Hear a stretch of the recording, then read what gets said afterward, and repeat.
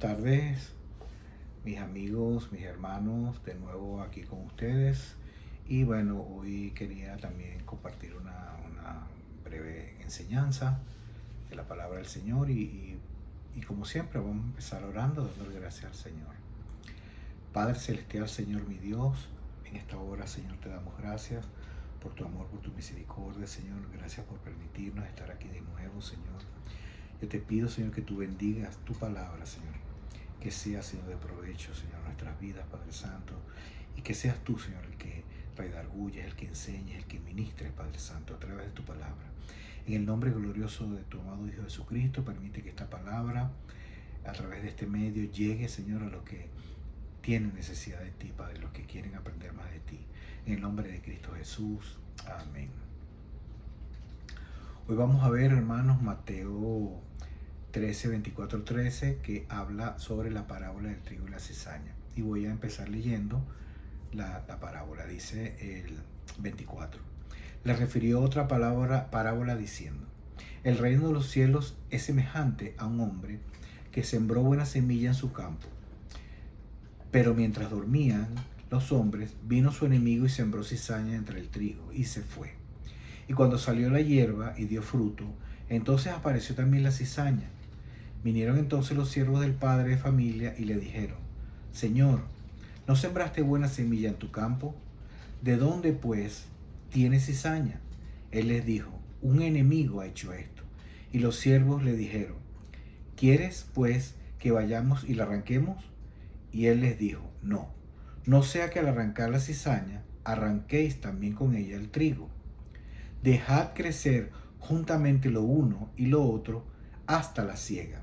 Y al tiempo de la siega, yo diré a los segadores: recoged primero la cizaña y atadla en manojos para quemarla, pero recoged el trigo en mi granero. Y hoy vamos a tratar de explicar un poquito esta parábola.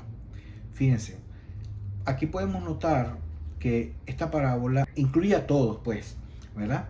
También incluye a personas cristianas, incluye a personas no cristianas y aquellas personas que aparentemente parecieran cristianos pero no lo son, o aparentan ser cristianos. Entonces, fíjense, vamos a seguir leyendo Mateo 13:36 para que ustedes vean lo que yo les estoy diciendo. Aquí dice que Jesús va a explicar la parábola que acabamos de leer en Mateo 13:36, explica esa parábola que leímos anteriormente. Dice: entonces, despide a la gente, entró Jesús en la casa y acercándose a él sus discípulos le dijeron: explícanos la parábola de cizaña del campo. Respondiendo él les dijo: el que siembra la buena semilla es el Hijo del Hombre. El campo es el mundo. La buena semilla son los hijos del reino y las cizañas son los hijos del mal. El enemigo que la sembró es el diablo. La siega es el fin del mundo, del siglo. Y los segadores son los ángeles. De manera que como se arranca la cizaña y se quema en el fuego, así será el fin de este siglo. Enviará el Hijo del Hombre a sus ángeles y recogerá de su reino a todos los que sirven de tropiezo y a los que hacen iniquidad, y los echará en el horno de fuego. Allí será el lloro y el crujir de dientes. Entonces los justos resplandecerán como el sol en el reino de su Padre. El que tiene oídos para oír, oiga. Si ustedes notan, yo voy a tratar de poner la imagen aquí atrás, que no hay mucha diferencia entre el trigo y la cizaña. Son muy similares las dos plantas, por llamarlo así, ¿verdad? Pero una no da fruto y una sí da fruto. Entonces esa es la diferencia entre el trigo que da fruto y la cizaña que no da fruto, pero son muy similares. Y si vemos la explicación que Jesús habló aquí sobre la parábola de la cizaña, fíjense, aquí está hablando del tiempo del fin del siglo. Aquí el Señor está diciendo: amigo que me escuchas y hermano que también me escuchas, Él está hablando que va a haber un tiempo final, Todos sabemos que va a haber un tiempo final, pero hay gente que no sabe que va a haber un tiempo final. En ese tiempo final dice así que el Señor va a enviar a sus ángeles y va a separar el trigo de la cizaña. Fíjense que le dijeron que por qué no iban y cortaban. Los discípulos dijeron que aquel hombre decía, ¿por qué no cortamos la cizaña? ¿Y por qué no cortamos la cizaña y dejamos el trigo crecer? Y él les dijo, no, déjalo crecer juntamente. ¿Por qué diría déjalo crecer juntamente? Porque él lo explica. Porque cortando el trigo, puedes cortar la cizaña. Entonces, ¿qué quiere decir esto? Que el Señor está permitiendo que la maldad esté a la par, pues por decir así, o esté la cizaña que representan los hijos del malo o los engañadores, esté en esta tierra creciendo juntamente con el trigo, con los hijos de Dios. ¿Por qué? Bueno, Dios en su misericordia, por eso Él dice que mejor no lo cortes, porque puede ser en su misericordia, Dios en su misericordia, está esperando que estas personas que están engañadas, que están desviadas del camino, puedan volver a Él. Y por eso Él dice, voy a esperar hasta el último momento, ¿verdad? A ver si se arrepiente. Usted sabe, amigo, que Dios es un Dios justo, Dios es un Dios misericordioso y Dios no quiere que ninguno de nosotros perezcamos. Pero Él es justo, Él tiene que hacer un juicio. Amigo, si tú en tu vida has practicado el pecado, la maldad, la mentira, el engaño, la fornicación, el adulterio, todas las cosas que están prohibidas a través de la palabra que el hombre no debe hacer, si tú las has venido practicando, pues mira, dice el Señor que tú hasta ahorita perteneces al bando de la cizaña, ¿verdad? Perteneces a aquellos que son dominados por Satanás, ¿verdad? Pero también hay otro grupo que es el que quiero también hacerles notar a ustedes. Fíjense, yo les decía que la cizaña y el trigo tienen características similares. Vamos a leer aquí en Mateo, en capítulo 7, el verso 15 en adelante, y ahí yo quiero explicarles algo muy importante también a ustedes. Fíjense, dice Mateo 7, 15, 20, guardaos de los falsos profetas que vienen a vosotros con vestidos de ovejas, pero por dentro son lobos rapaces. Dice, por sus frutos los conoceréis. ¿Acaso se recogen uvas de los espinos o higos de los abrojos? Así, todo buen árbol da buenos frutos, pero el árbol malo da frutos malos. No puede el buen árbol dar frutos malos o malos frutos, ni el árbol malo dar frutos buenos. Todo árbol que no da buen fruto es cortado y echado al fuego. Así que por sus frutos los conoceréis. Aquí que quiero resaltar quiero resaltar lo siguiente, fíjense. Ustedes ven a través de las redes sociales, de cualquier que ustedes se conecten o que estén mirando YouTube, Facebook o lo ven en cualquier parte. Hay aquellos pseudo cristianos, aquellas personas predicadores, hombres que ustedes lo ven con unas características que no son las que Dios ha puesto para aquellos que le aman. Muchos predicadores, y a mí no me gusta estar en este tema de denunciar una cosa con otra, pero es necesario que yo lo comparta con ustedes, porque esas personas que están haciendo eso están dejando mal el evangelio, están perjudicando a usted, amigo que me escucha. Porque digo que lo está perjudicando porque usted ve estas cosas que suceden, que es una pedida de dinero o tienen ciertas características que usted dice esta persona estaba en la cúspide y fue puesto preso porque, bueno, violaba a niñas o de repente tenía relaciones con las personas dentro de la iglesia. En fin, una serie de causas que ¿por qué lo perjudican a usted, amigo? Porque usted dice, estos son unos falsos. Esto es lo que están hablando estos son los evangélicos que dicen que son una cosa y por otra son otra. Y entonces Satanás se aprovecha de eso, amigo, para que tú te desviarte el camino y tú no tengas un encuentro con Jesucristo.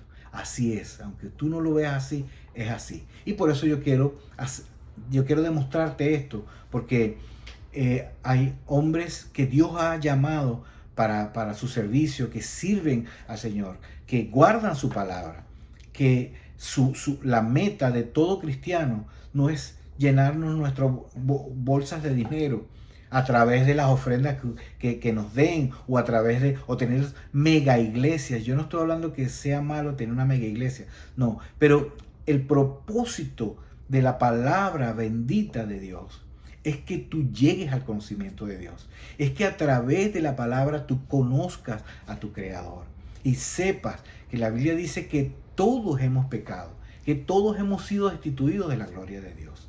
Y todos merecemos esto que dice aquí el 42, que te estaba leyendo en Mateo 13.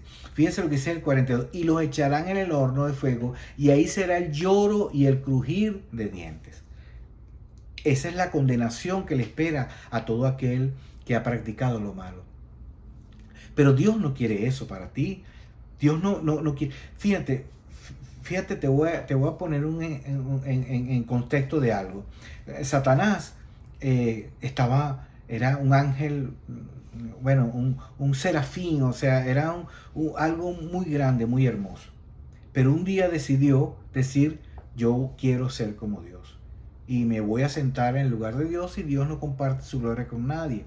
Y entonces él, por haber pecado, fue echado del cielo y fue lanzado del cielo.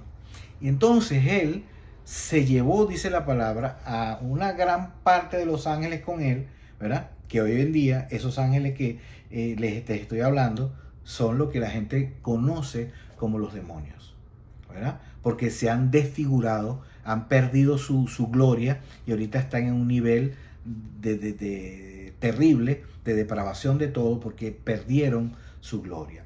Entonces, ¿qué quiere Satanás? Quiere que él no se quiere quedar solo. Él quiere que tú también vayas con él también a la condenación, y él está enfocado en destruir a la creación de Dios, que somos nosotros, porque nosotros fuimos creados a su imagen y semejanza. Y esa es la lucha. Entonces él empieza a formar gente, ¿verdad?, que tú crees que al principio lo ves bien, y un hombre piadoso, pero no son piadosos, no son espirituales. Y entonces empiezan a engañar, y uno ve los canales y uno dice, wow, pero esto es puro pide dinero, o esto de repente cayó precio fulano. Y entonces hasta la gente se alegra y se burlan de los cristianos, porque esa es la obra del enemigo, separarte de que tú puedas poner los ojos en Jesús. Entonces, fíjense, volviendo al tema, entonces dice que Jesús es el sembrador, ¿verdad? El que siembra la preciosa palabra, ¿verdad? Y los que oyen su voz empiezan a dar buenos frutos. Los que oyen su voz. Es como tú tienes una buena semilla, ¿verdad? Tú vas al patio de tu casa, la siembras, la semilla está bien, y la siembra, crece la matica, y va a llegar un momento que da unas manzanas hermosas, si la cultivas bien, si le pones su abono, o unas naranjas, unas mandarinas, cualquiera sea la fruta. Pero si tú pues no la alimentas, pues ella pues llega un momento en que se muere. Así pasa, ¿verdad? Entonces, ¿qué es lo que quiere el enemigo de nuestras almas? Él quiere que tú no estés atento a la palabra. Fíjate, voy a leer ahorita en Timoteo el capítulo 2 para que ustedes vean lo que yo les quiero decir. Fíjense, 2 de Timoteo capítulo 2 del 3 en adelante dice: también debes saber esto, que en los postreros días vendrán tiempos peligrosos, porque habrá hombres amadores de sí mismos, avaros, vanagloriosos, soberbios, blasfemos, desobedientes a los padres, ingratos, impíos, sin afecto natural, implacables, calumniadores, intemperantes, crueles, aborrecedores de lo bueno, traidores, impetuosos, infatuados, amadores de los deleites más que de Dios. Fíjense, amadores de los deleites más que de Dios. Y los ve uno en todos lados. Gente que solo piensa, hay una palabra que quizás no sé si sea aplicable, pero que hablan de los yuppies. El yuppie es el que todo se lo gasta encima. O hay gente que pues está pendiente de tener un carro, el mejor carro, un apartamento, 3 apartamentos. Son amadores de sí mismos, se cuidan el cuerpo y físico y lo más importante para ellos es este cuerpo de muerte.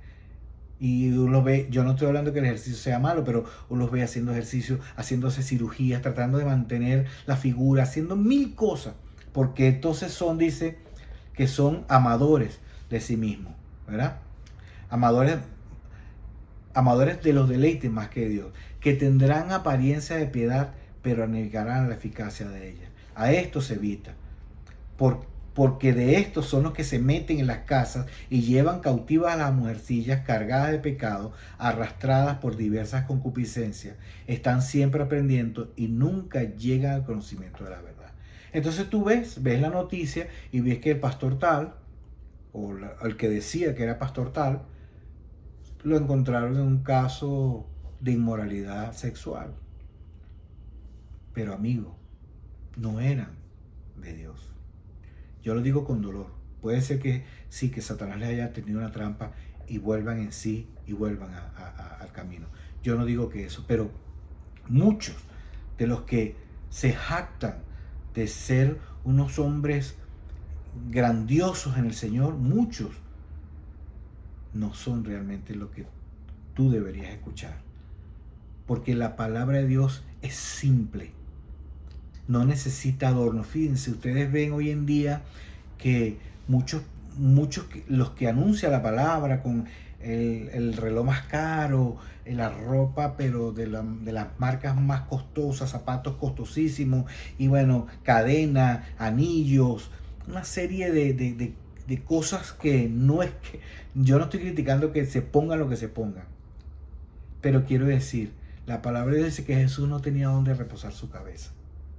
Jesús vino y nació en un pesebre, el Señor de señores, el Rey de reyes, el que creó los cielos, la tierra y todo lo que en ella hay. Dice que nació en un pesebre y no anduvo en esta tierra mostrando las guayas, las cadenas, una serie de cosas. No, él no estuvo en eso. Por eso te digo, sí, uno puede vestir bien, tener un buen paltó, una corbata. Yo no estoy hablando de la vestidura, pero lo que quiero decir es esto de que aquella cosa que tienen que mostrar que están siempre en abundancia. No, amigo, no. Entonces se pregunta uno, bueno, ¿por qué entonces Dios no acaba con la maldad como yo les estaba explicando? Pero deja que siga proliferando. Yo te expliqué, ¿verdad? Porque Dios es misericordioso y Dios no quiere que ninguno se pierda. Entonces, vamos a leer en Filipenses 4:8 para que ustedes vean esto. Fíjense, Filipenses 4:8 dice: por lo demás, hermanos, todo lo que es verdadero, todo lo honesto, todo lo justo, todo lo puro, todo lo amable, todo lo que es de buen nombre, si hay virtud alguna, si algo digno de alabanza, en esto pensar. Así que no te asombres, amigo, de las cosas que están sucediendo. No te asombres, hermano, de ver las cosas a tu alrededor que están sucediendo. Porque, como les decía, las redes están inundadas de falsos maestros, usando la palabra bendita para beneficio propio, haciendo mercadería. Cuando me refiero a mercadería es pidiendo y pidiendo y pidiendo y pidiendo. Tú sabes, amigo, que quiero explicarte algo muy importante. En las iglesias normalmente se pide una ofrenda. Y uno dice, pero es que los evangélicos lo que hacen es pedir, pedir, pedir. Pero yo te voy a decir algo que es importante, fíjate. Esas ofrendas que normalmente se recogen en la iglesia es como una casa.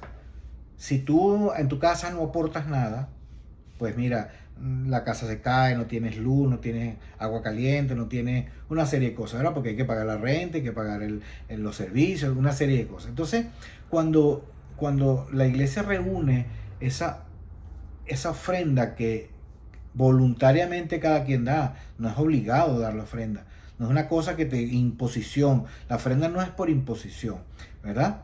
Dice que los que cada día, aparte de lo que cada día tengan para dar y que sea con alegría.